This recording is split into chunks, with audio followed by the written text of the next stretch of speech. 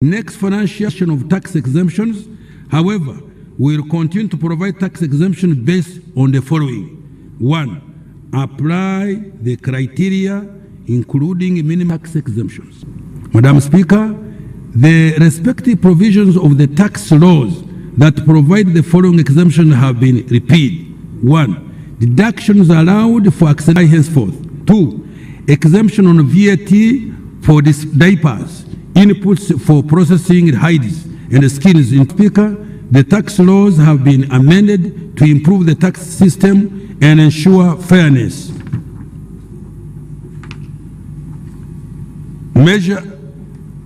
These measures have generated $615 billion in addition to revenue next year, equivalent to 3.3% of GDP. The amendments are detailed in the respective tax laws approved by Parliament. I will, however, highlight a few of these amendments later on. Income tax. Madam Speaker, the Income Tax Act has been amended to allow taxpayers who obtain credit facilities from SACCOs, non-deposit-taking microfinance institutions, self-help groups, and community-based microfinance institutions to deduct the entire interest on loans from these institutions as a business expense while determining their taxable income. This is the practice for taxpayers borrowing from commercial banks. The prophecies had been forgotten. We obsessed over old Low income individuals and groups to enable them access financial services and improve profitability and survival rate of the SMEs. Madam Speaker, in addition to withholding tax of 10%, Madam Speaker, in addition, a withholding tax of 10% has been imposed on commissions paid to agent bankers to equalize their tax treatment with other agents operating similar businesses, such as mobile money agents. Value added tax. Madam Speaker, the VAT Act has been amended to 1. Exempt the supply of concentrates and seed cake from VAT to incentivize local manufacturing of animal feeds and premixes. 2. Allow non-resident taxpayers to file returns and pay tax in United dollars to facilitate compliance of non-resident taxpayers operating in Uganda. 3. Require foreign remote providers of electronic goods and services to account for VAT on goods and services sold in Uganda, so as to bring e-commerce transactions into the tax system. In addition, the scope of electronic services on which VAT is applicable has been expanded to include, among others, films, games of chance, advertising platforms, streamlining platforms, cab hailing services, cloud storage, and data warehousing. Excise Duty Act Amendment. Madam Speaker, the Excise Duty Act has been amended to remove the excise duty of $9 per minute on incoming international calls originating from the United Republic of Tanzania. This will include Tanzania in the one area network comprising the other East African Community member states. Phone users in East African Community will now be able to make and receive calls at local rates regardless of their location within the one network area. Madam Speaker, the size of investment capital required for an investor to benefit from excise duty exemption on construction material to $50 million for Uganda nationals. Foreign investors will be required to have investment capital of at least $50 million in order to benefit from this exemption. In order to deter undervaluation, excise duty on mineral water, bottled water, and other waters purposely for drinking has been imposed at 10% or shilling 75 per liter, whichever is higher. The Excise Duty Act has also been amended to clarify the taxation of spirits for human consumption on one hand and the exemption from excise duty of spirits used as raw materials for the production of disinfectants and sanitizers. Tax Procedure Code and Amendment. Madam Speaker, the Tax Procedure Code Act has been amended to waive any interest and penalty on tax arrears outstanding as of 30th June 2023 in order to address requests from taxpayers who have cited the hardships caused by the COVID-19 lockdown. This provision is, however, limited to taxpayers who come out and pay by 31st December 2023. Where the taxpayer pays part of the principal tax outstanding by the deadline, the payment of interest and penalty shall be waived on a pro rata basis. After that date, URA will decisively enforce recovery of all taxes and penalties. Ratification of the Convention of the Mutual Administrative Act Assistance in Tax Matters Implementation Act. Madam Speaker, Parliament has enacted a Convention on Mutual Administrative Assistance in Tax Matters Implementation Act 2023. This is to increase cooperation among tax authorities in participating countries to tackle tax avoidance and cross-border tax evasion. This will assist URA to receive correct information to deter illicit financial transactions where the country is estimated to lose revenue amounting to shillings 300 to 500 billion annually. Tax administration reforms. Madam Speaker, sustainable revenue collection requires efficiency in the management and administration of the tax system. The following measures will be undertaken. 1. Strengthening the taxpayer register expansion program framework, which is a collaboration between Uganda Revenue Authority, Uganda Registration Services Bureau, Kampala Capital City Authority, and the Ministry of Local Government in revenue collection.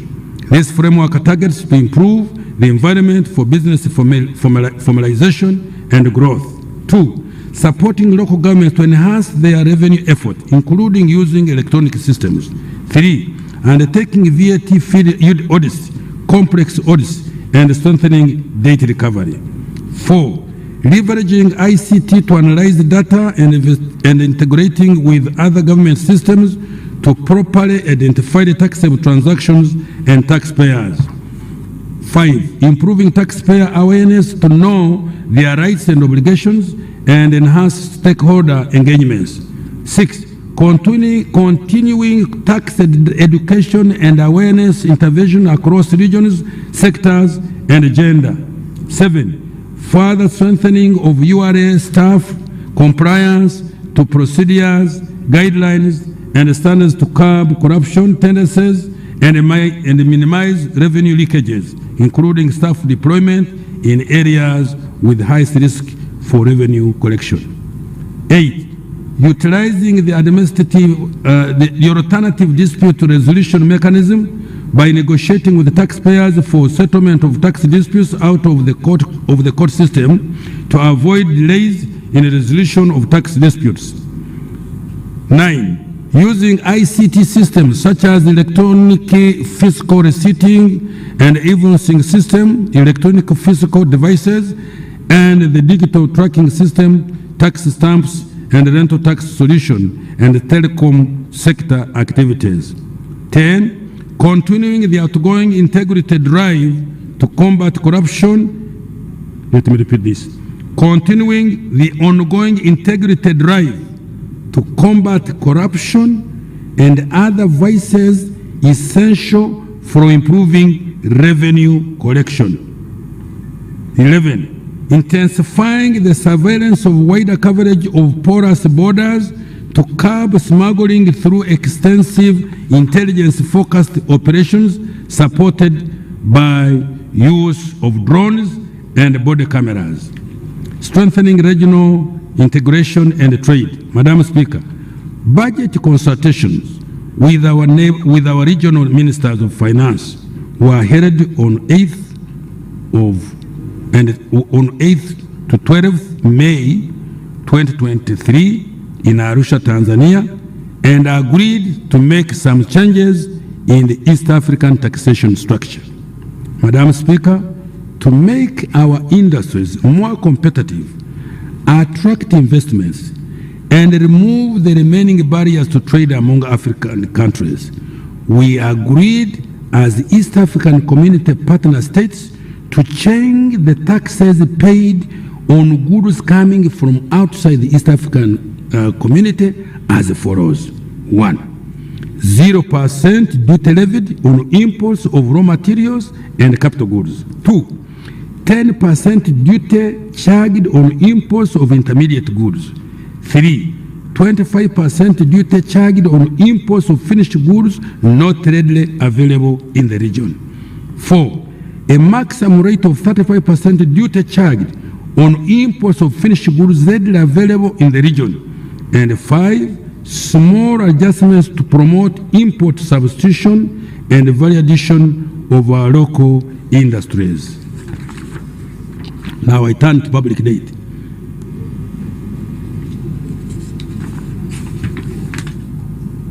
Madam Speaker, Uganda's public debt stood at shillings 80.2 trillion, equivalent to 21.7 US dollars billion as at the end of December 2022.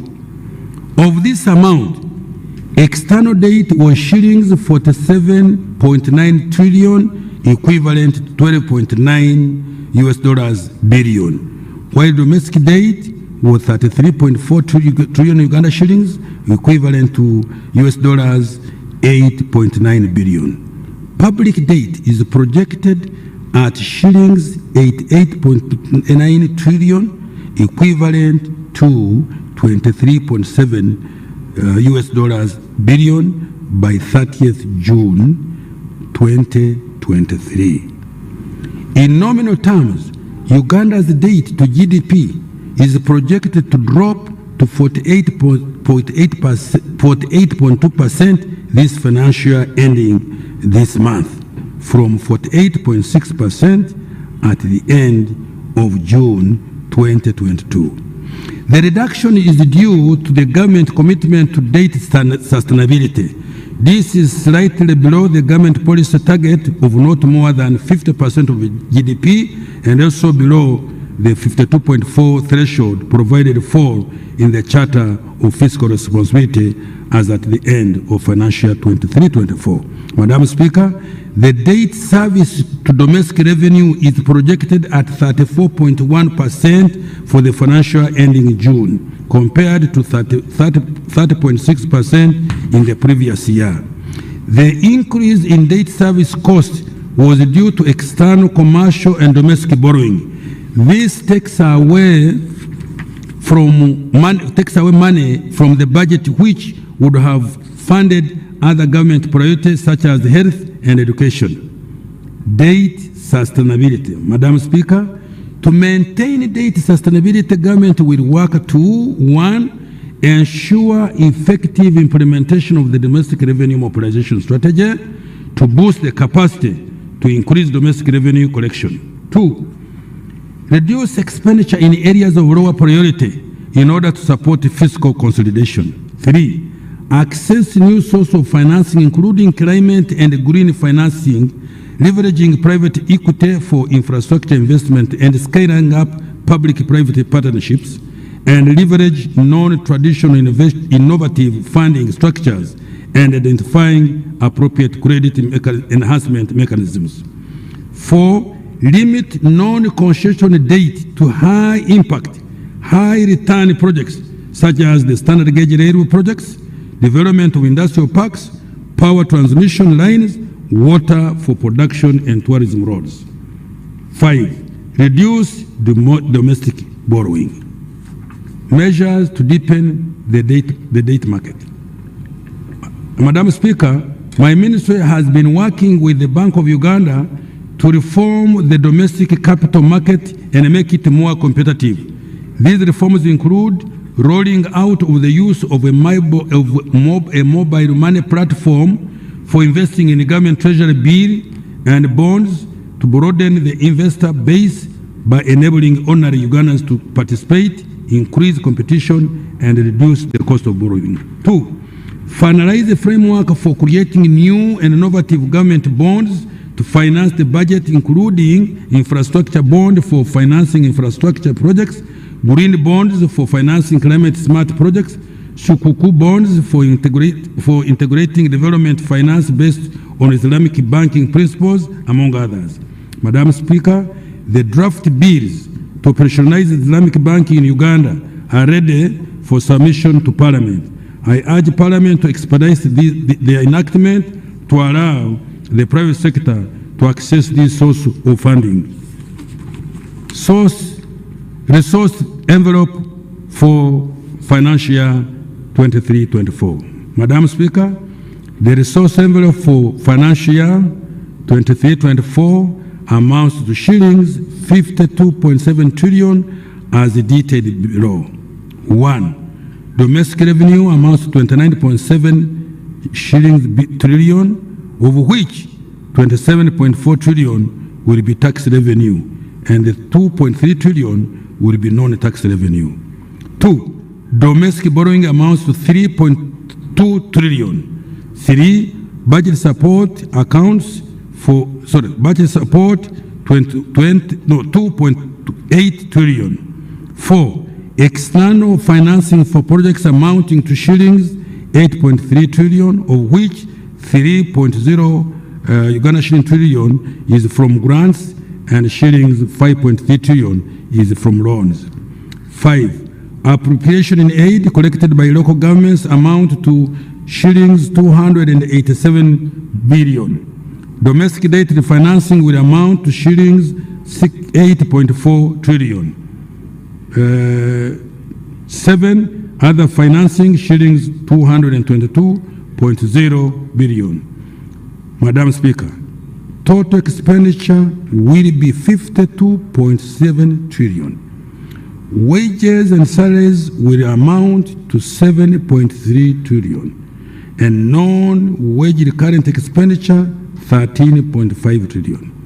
Government of Uganda development expenditure amounts to 6.1 trillion, and external project supporting financing is 8.3 trillion Uganda shillings.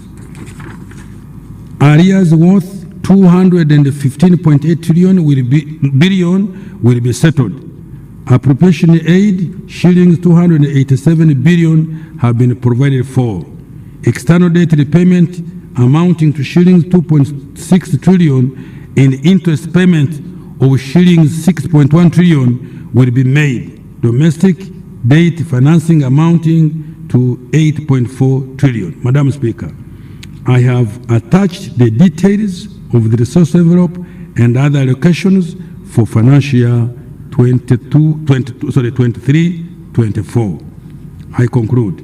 Madam Speaker, this budget is dedicated to the Ugandans who are currently not in the money economy. Let me repeat. Madam Speaker, this budget is dedicated to those Ugandans who are currently not in the money economy. To those individuals and households whose income per year is below 20 million shillings. They have now the opportunity to utilize the support that the NRM government has provided under the parish development model, the MIOGA, and other government initiatives. This budget supports taxpayers who are recovering from the after effect COVID-19. For industrialists and entrepreneurs, it improves the environment within which you are operating. It aims to lower the cost of doing business, reduce the time spent transporting goods, including agricultural produce from farm to markets. It also ensures that what you produce and manufacture is competitive in the region and the global export markets. This budget supports the transformation from a raw material-based economy to a manufacturing and knowledge-based economy. It therefore promotes value addition, business growth, and job creation for the youth, women, and all Ugandans. It is a budget that provides opportunity for every Ugandan to have a stake in this economy. I therefore dedicate this budget to those Ugandans who are working hard day and night to expand and modernize our economy and our country. I beg to move, Madam Speaker. Thank you so much, Honorable Kasaija, Minister of Finance. Just a slight correction on resource envelope for financial year 2023-2024, and this is for our Hansard. Other financing is 229.0 billion, not 222. Just a slight correction. Then on public debt stock, the public debt stock is 80.8 trillion, not 80.2. That is what is on your record. So the Hansard should be corrected. Yeah. Then on the issue of the loan which Uganda intergovernmental fiscal transfers, that is phase 2. Then Uganda Secondary School Expansion Project. These loans were approved in 2021. And what is delaying the implementation is the acquisition of ownership of land. One of the conditions that was given is that the schools must give ownership. There should be evidence of ownership. So we request local government and central government to ensure that there is ownership of this land for implementation of the loan. Otherwise, we are already paying the interest. The other issue is on, I had members heckle on the issue of the standard gauge railway. The standard gauge railway, a loan was passed in 2021 by Parliament and was returned in 2023 after change of term of borrowing. The terms of borrowing were changed, so the loan is still with the Committee of National Economy. The standard gauge railway is not completed. The meter gauge railway. The meter gauge railway is not completed, so it is not correct that it is completed. Thank you. Thank you very much, Madam Speaker. Some of these statements were made in anticipation that as soon as we resume Parliament, action will be taken, because they are now being added on the budget of the coming year, Madam Speaker. But where the record is inconsistent with yours, first of all, I will apologize, but I will go and check with my team and see where the mistake is, and I will go for you that in writing. Thank you. Thank you so much, Honorable Minister, for the report. And I want to congratulate you. Thank you. Honorable members and distinguished guests, as I said before, that the President is attending virtually and would love to make his remarks on his budget. You know, constitutionally, the Minister of Finance is none other than the President. I now want to take this opportunity to invite His Excellency the President to make his remarks and crown the budget speech. Your Excellency, you're most welcome. Kindly address Parliament and by extension the nation.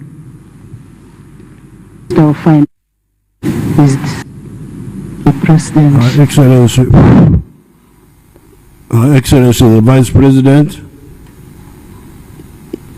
the Right Honorable Speaker of Parliament, His Lordship the Chief Justice, the Right Honorable Prime Minister, all the other leaders of the state and the party, their highnesses, the cultural leaders, ladies and gentlemen, I thank the Minister of Finance for reading the budget on my behalf. As I told you in the State of the Nation address, and as the Minister told you a little while ago, our economy would be US dollars 55.2 billion by the end of the coming financial year.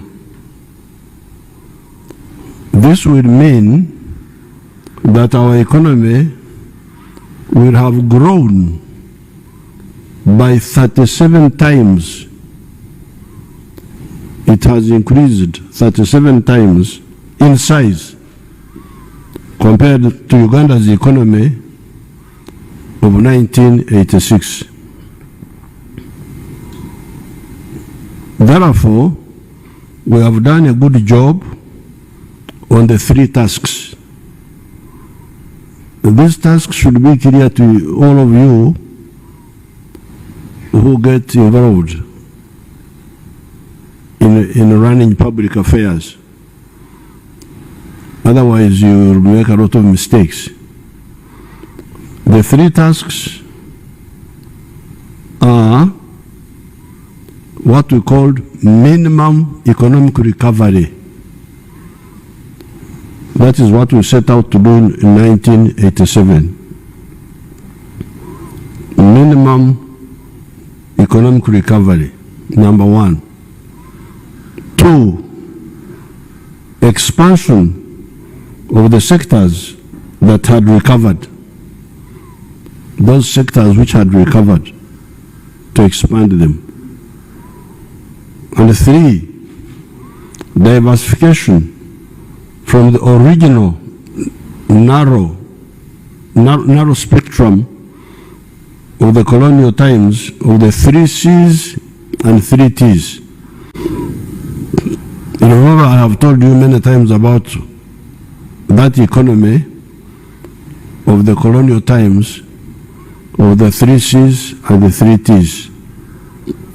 The 3 C's being cotton, coffee, and copper, and the T's being tobacco, tourism, and tea. So therefore, number one, we restored that small economy which had been destroyed. That is what we called the minimum recovery. Secondly, we expanded that small economy. That's why, for instance, you hear that coffee, which was 2 million bags, is now 9 million bags. Tea, which was 23 million kilograms in 1986, is now 60 million kilograms. So, number one, recovery. Number two, expansion. Number three, diversification from the original narrow economy of the 3 C's and 3 T's to many more commercialized products, such as what? Fish. Fish was dying of old age in Lake Victoria here. But now we have something like, at one time we had gone to 22 factories, but now I think we have like 12 factories of fish. Maize was just for roasting on the roadside. People didn't know that maize was money. But now maize, in fact, they used to make a distinction between what they call cash crop and food crop. And food crop was supposed not to be cash crop. So maize was cash crop, was food crop, not cash crop. It is now both. bananas, milk. Milk, that's how my tribe had been left out of the money economy by the colonial people. Milk was just for drinking and making the Banyankole very fat, Banyankole women very fat. But it was not a source of money. For money, for milk of selling in the towns, it was coming either from abroad or from Kenya, KCC. Beef, cocoa, beans, gold, etc. All these have now been added. So therefore, clearly, minimum recovery, expansion, diversification should be clear to all of you who talk so much about some of these things. Those are the three tasks. But we also added a fourth task, the knowledge economy.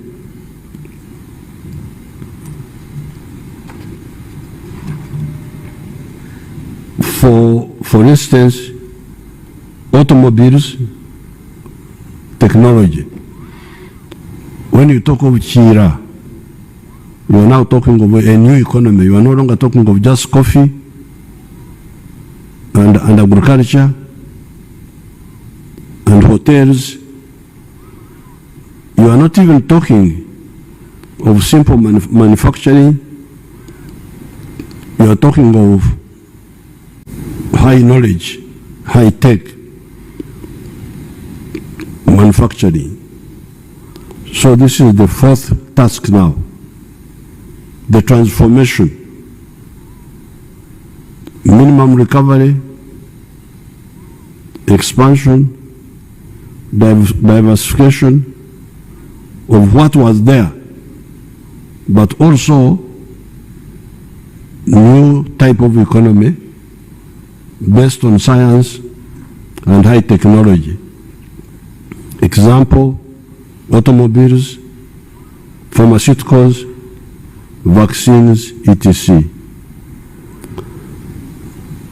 This is in addition to some limited industrialization for some of the products in the areas of sugar, for instance, steel products by recycling scrap, soap manufacture, beer, beverages, cement, etc. So apart from the high tech, we're already moving also on that really low technology, value addition to our raw materials. And these are very important, very interesting figures. This value addition, sort of partial industrialization, is aimed at two missions.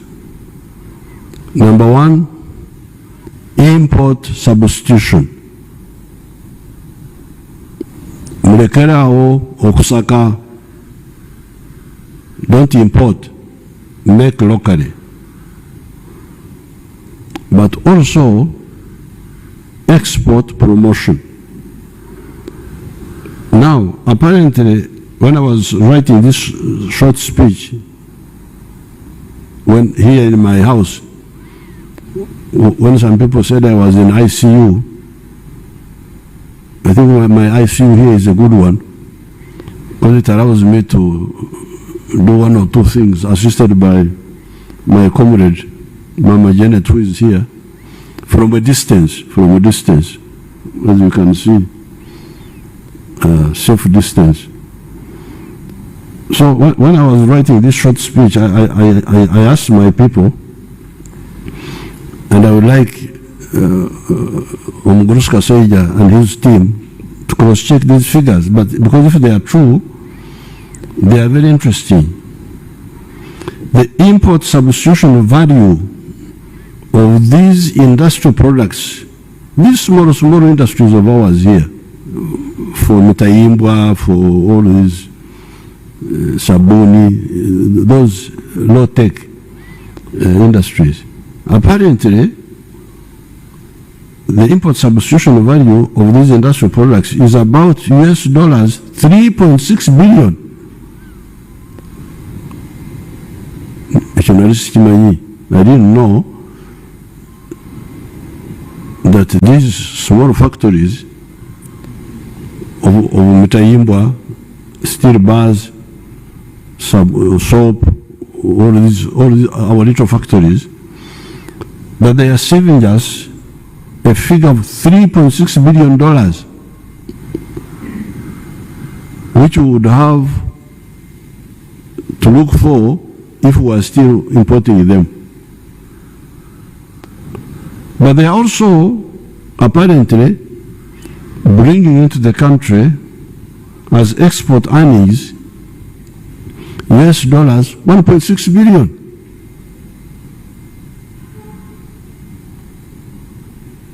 Omukazi omunyankore weyagambira ntukayize ngo ebere etutu yobere shagama. There was this Munyankore woman who was catching locusts. You know, the other time when you had a problem of locusts, when they were threatening us, many people did not know that some of the Ugandans were not happy with me because I killed the locusts quickly. But some of the Ugandans who eat the locusts, they said, this man has spoiled our food. He should have allowed us to deal with these locusts. NCJ. They used to catch them and eat them. So in the 1930s, when the locusts invaded us, a Nyankole woman went into the papyrus swamp to catch the NCJ, the locusts, and she was carrying a child on the back, and she was so excited with catching the locusts. Those papyrus plants sometimes can be very sharp if they are broken. So the papyrus fragment cut the throat of the child at the back. And the woman had a warm liquid, and she thought it was sweat. But when she finished catching the locusts and said, I thought it was sweat. It has turned out to be blood. So me, I didn't know that the little work we were doing, I thought it was sweat. But apparently it is blood. It is something serious. We are saving you 3.6 billion import substitution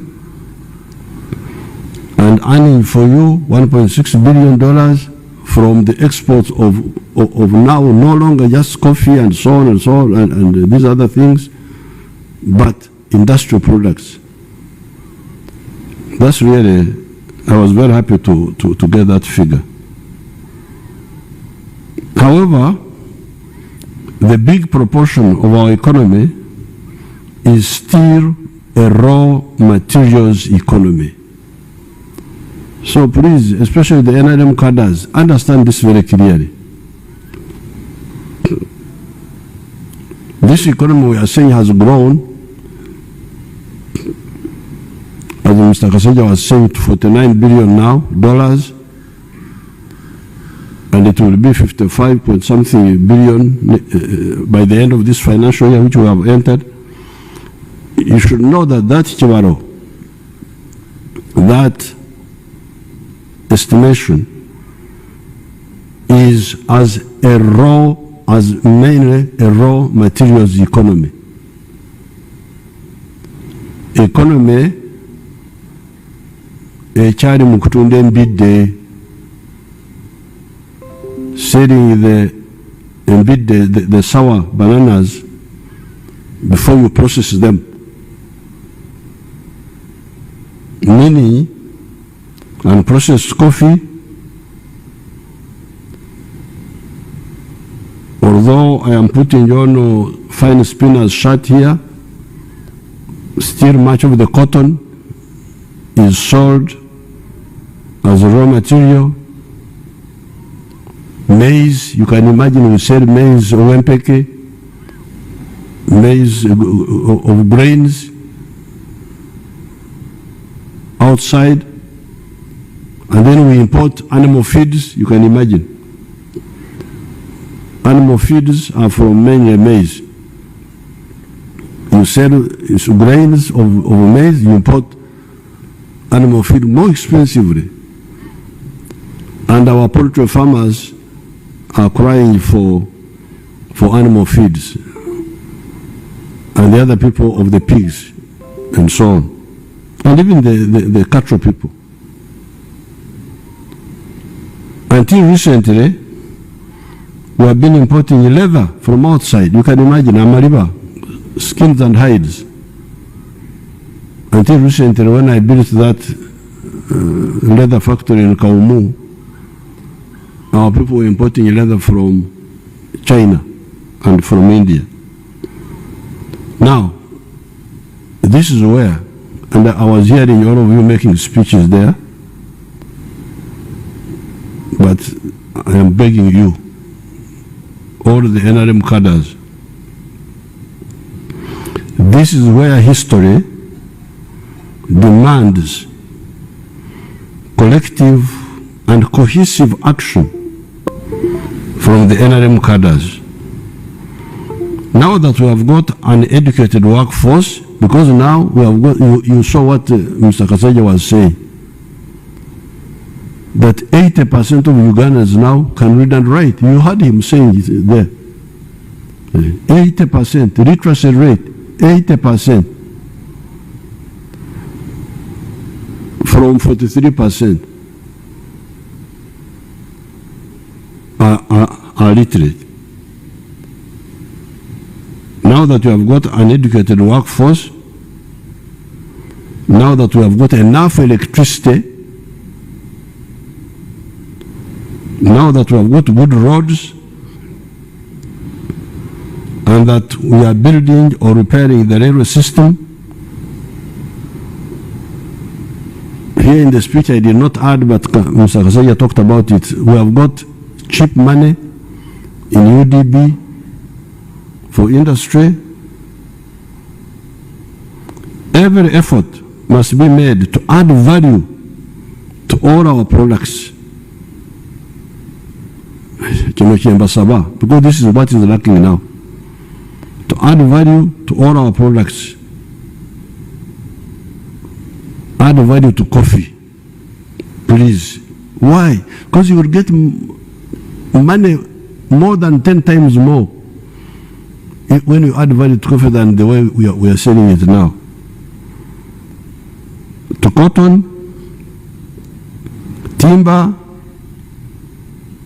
cocoa, even fish products, although the factories are producing fish, fillet and so on, but we can add more value, apparently. Gold, we need more gold refineries. Iron ore, we don't want to sell iron ore unprocessed to anybody. We need to sell steel, copper, vermiculite. There's a lot of vermiculite in Bugisu there. Phosphates, you can imagine we are crying that there is a war in Europe, so we can't get phosphates now. We have phosphates here in Tororo. The Chinese man who had come there, our people stole money from him. He was stupid. He was giving bribes to idiots and thieves. He should have helped me to get them, and I would have hanged them. But we shall get other investors. So, adding value to phosphates, petrochemicals, maize, bananas, etc., etc. By doing this, this same economy will jump to US dollars 550 billion instead of the mere 55.2 billion we are talking about, laudable though it is. I am happy to say, oh, we have gone to 55.2 billion, but I'm not satisfied. No. And I think in the other speech which I gave on State of the Nation, I quoted the example of South Korea, and I was able to quote for you the economy of South Korea in 1961. I hope you can compare it with Uganda of 1961. I think that time in the other speech I said that the economy of South Korea was two something billion. It is now almost 2 trillion. Imagine the rich of South Korea has got a GDP half of the whole GDP of Africa. Of Africa to Botswana. South Korea is half size of Uganda. But they now have a GDP which is, I think, almost 2 trillion. And you hear that, I hear all these people quoting when they go to meetings. African GDP is now 3-something trillion. I really feel embarrassed. Why can't these people keep quiet? How can the whole of Africa have economy smaller than Japan? Because Japan has got something like 5 trillion. Now here you are talking about the GDP of Africa being 3 trillion and you talk about it. You are not even embarrassed. Me, I'm embarrassed to talk like that.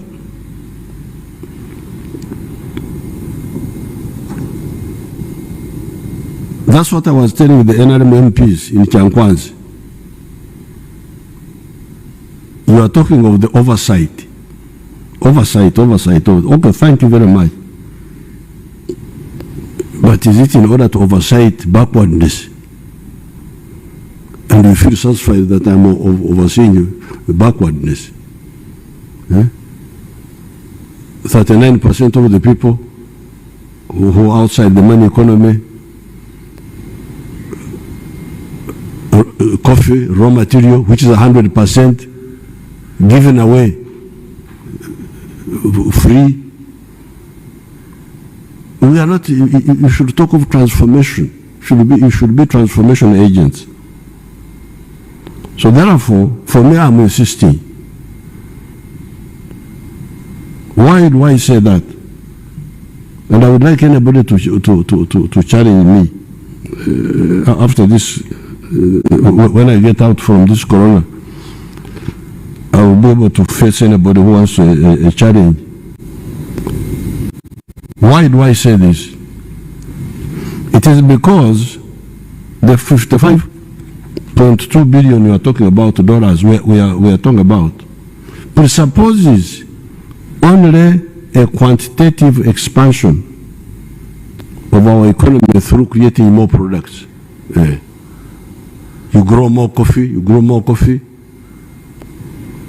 that's how you end up. You grow more maize, more raw materials. That's how you end up growing by 6%.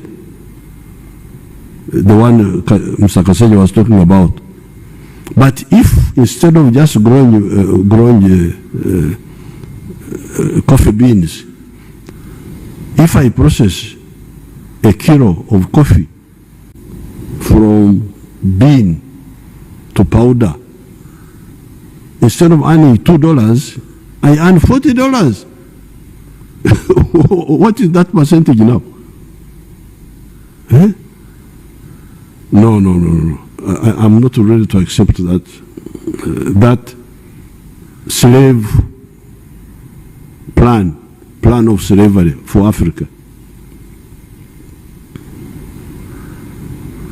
My envisioned economy of US dollars, 550 billion, acknowledges the already achieved goal of quantitative expansion. Grow more coffee, grow more maize, grow more what? Fantastic. But when you add value,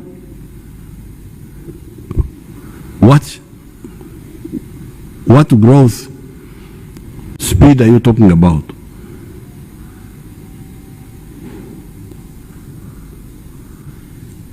But adds another element.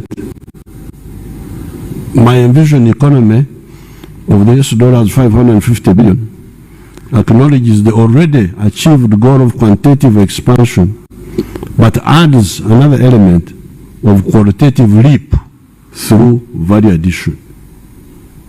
Is what I'm talking about. That is not all, however. Remember, there are still 39% of our households that are still spectators instead of being part of the players.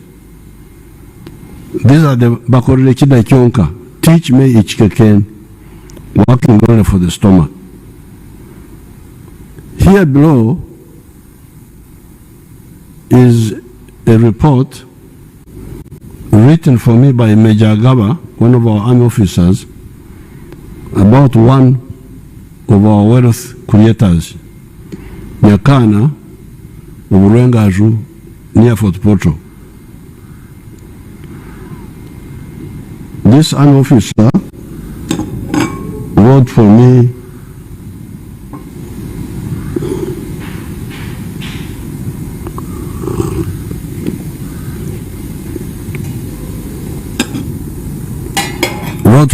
a report after she had visited there with the cattle rustlers from Karamoja. These young cattle rustlers contacted me when I was in Baregi, and I met them and I said, okay, you think stealing cows is good?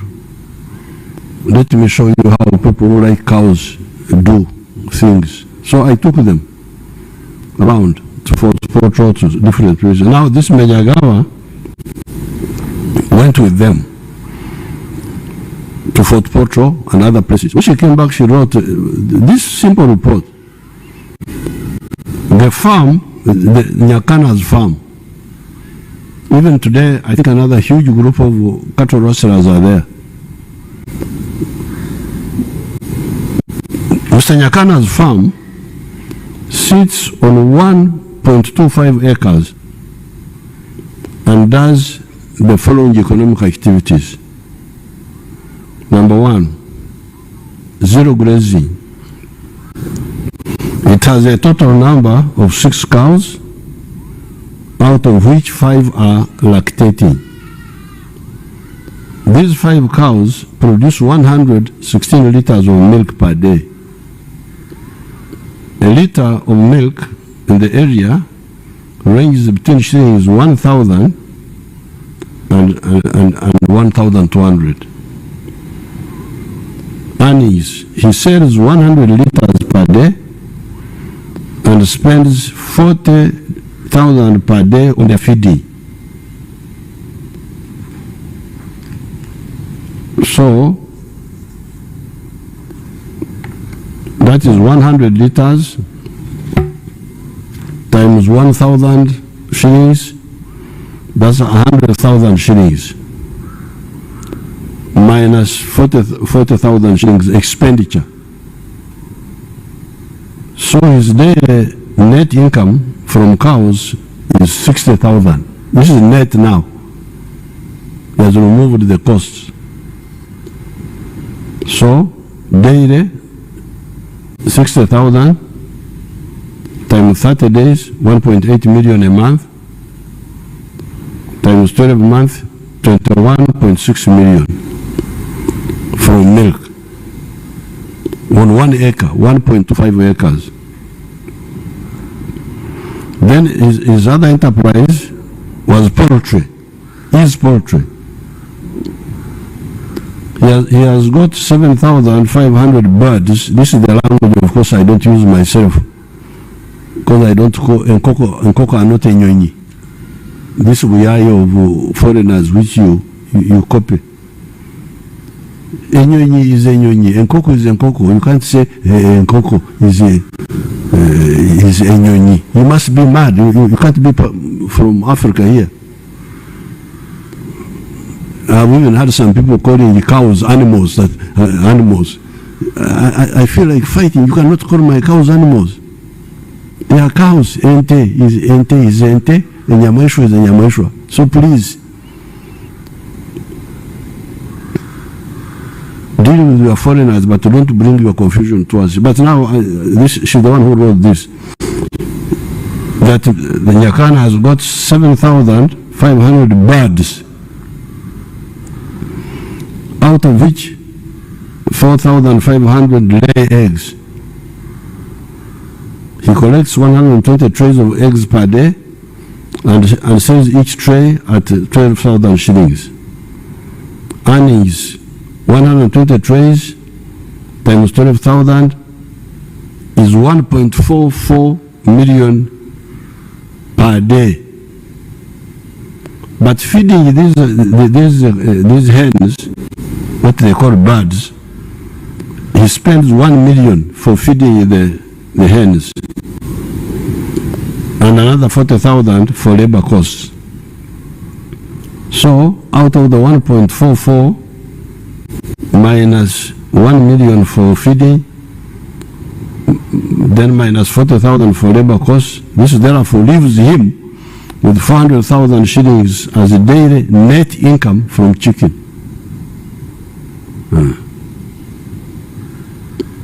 400,000 per day times 30 days is 12 million in a month. 12 million times 12 months is 144 million net. This is somebody in the village. He has got net 21 million from milk and now has got net 144 million from eggs. Then he also has feeds processing manufactory.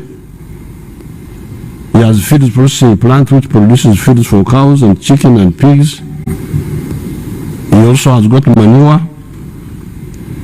He produces manure for his farm and also sells out to other people at 600,000 per month.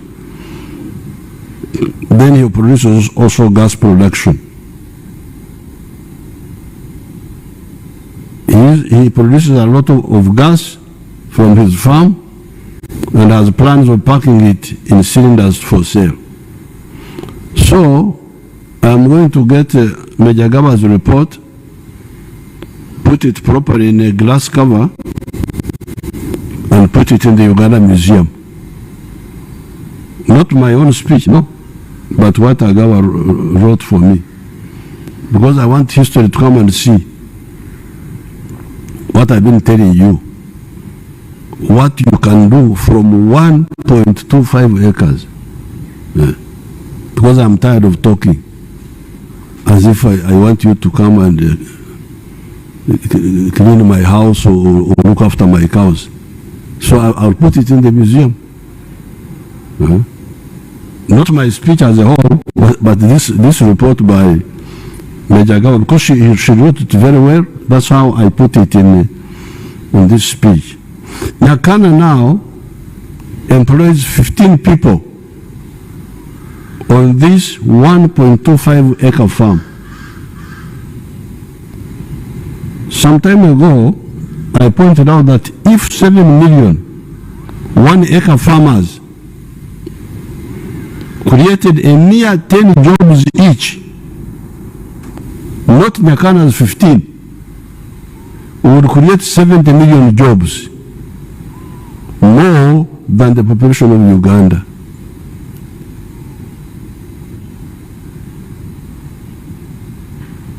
And if you want to know that this is possible, you should find out how many Africans came from other countries and came here. Banyarwanda, Burundi, people from South Sudan, from Tanzania. They came because of the few economic activities which were going on during the colonial times. Coffee, cotton, kajo, sugarcane, That's how they came. They came because the internal labor was not enough. The labor within Uganda was not enough.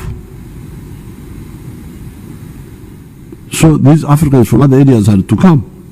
So even now, if we implement this, we shall have so many jobs that the Ugandans will not be enough.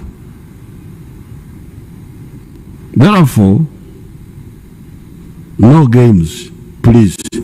No games, no delays, no corruption, no aloofness by leaders and officials in the issue of value addition, and no relenting on PDM and Emyoga. Uganda is unstoppable. Some people, when we tell them quietly, politely, they don't seem to get it.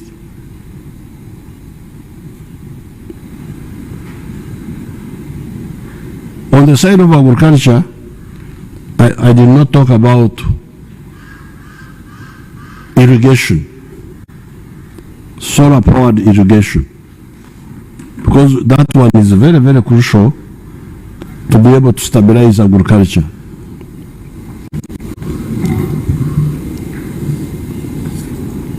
You had your budget, Ugandans, of Uganda shillings 52 trillion.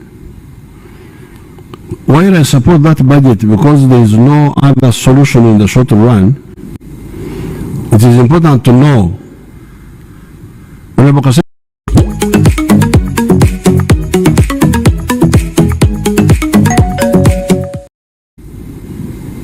shilling 17 trillion of that budget is to pay debts. He talked about it towards the end of his speech. He talked about it, but it should be highlighted. The 52 trillion you are talking about, 17 trillion of it is to pay debts. Amawanja. Many of these debts were being pushed by the neo-colonial public servants until recently, when I put down my foot and insisted on approving every loan. That's why you hear that these loans take time now to be approved, because I insisted I must approve of every loan, external loan. Because all this money was not worth borrowing. If you audit it, it was not borrowed for a good purpose.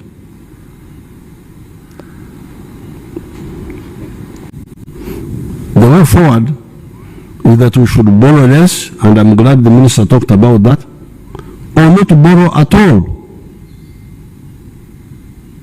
With the discipline, we do not have to borrow at all. URA is also still under collecting taxes. Those URA people, I saw Mr. Msingu there in the TV there, but they are also not doing a good work. Their tax GDP ratio of 13% is not serious. In Europe, countries like Holland have a tax GDP ratio of 39.7%. However, we say in our language here, ekitata muhima tekimala konte. When a cattle keeper still has life, he will get new cows even if the old ones died. We shall learn from the mistakes of the past and perform better. Now, what I want the NRM cadres to understand is that in order to do the industrialization I talked about, we don't have to use government money. The government money has already been used on the basics, infrastructure, security, and so on. The strategy is to handle well the private sector. Private sector can help us industrialize our country, provided we handle them well. I want to thank all the Ugandans who have been praying for me. I've been watching you praying for me at the National Chairman's office, Babaranda and Hadija Muzukuru, praying in All Saints Church, praying and signing the board here near the gate, and all the others who have been wishing me good luck. I appreciate really. It's good to know that I am not as bad as some people try to make me, and that there are Ugandans who appreciate. I also want to congratulate our people in Bukedea. What Right Honorable Speaker spoke about, how I was following our guard there, a call, was elected as chairperson with a big majority after the death of the other of the chairman, who was also NRM. I congratulate all those who are involved. I congratulate Right Honorable Anita Among, because she was she helped us a lot. It's not illegal for a speaker to have a clan. Is it in the constitution that a speaker must have no clan, including a political clan? So if it's not unconstitutional, then I want to salute her. And the NRM people who stood down, because there were NRM people who stood down for our call. So I thank you, and I wish everybody good luck. Next time when I come on the TV, I will talk about Corona, because now I am an expert, and I'm also a veteran of Corona. So you count me among the veterans. Thank you very much.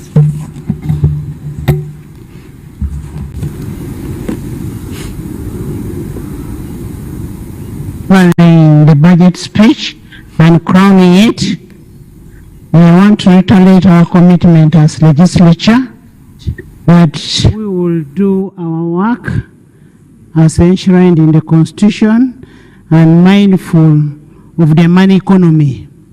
We will do what all it takes, but mindful of the money economy, and we will always ensure that there is value for money. We will not allow anything else but value for money for us to increase money in the economy. Thank you so much for us to be able to get what we want. Thank you. Adjournment.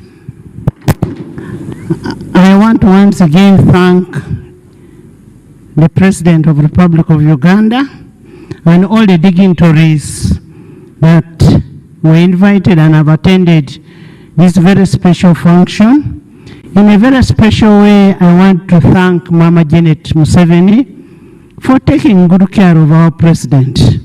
We want to thank you so much, and we keep praying for you and the family, and we will wish our President a very fast recovery. We want you out there to do work for this country.